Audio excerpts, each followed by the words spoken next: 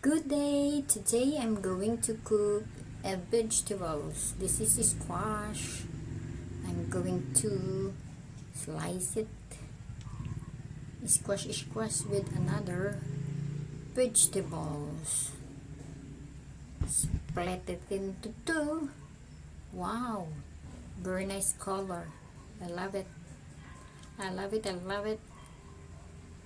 I'm going to combine this with another vegetables like okra,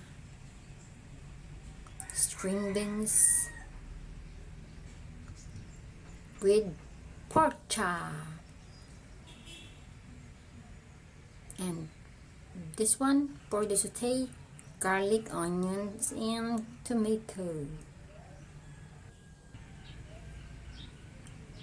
Slice in cubes the squash.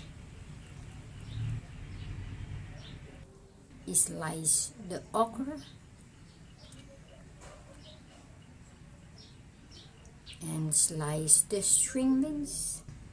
There you are. They are all sliced already. Now pour the pork chop. I'm gonna cook the pork chop. Yes, I cook the pork chop first before I slice it. Then after slicing it, I saute to become more soft, brown, crunchy. Ooh, I love crunchy pork chop, crunchy meat in vegetables. It should be brown before I put the garlic. Love it. Yes, it's already brown. Let's put the ingredients. Here is the sliced tomato, garlic, and onions. First, we're gonna saute the garlic in the center of the meat. Yes. And then after that, we put the onions. Saute.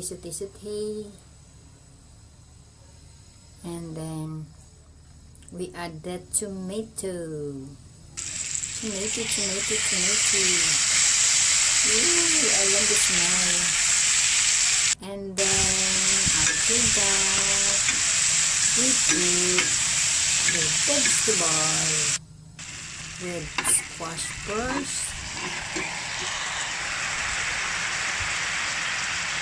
because it's the hardest vegetable, and then the okra and the string beans. Mix. Let it boil, let it cook for, then add some salt to taste. It's up to you how much salt you will put. If you like it more salty, just add. And then pepper, just add some pepper, black pepper.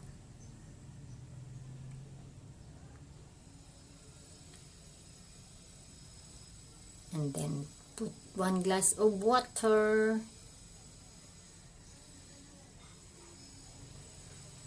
Let it boil, and when you see the vegetables are already cooked, we can now add the main ingredients.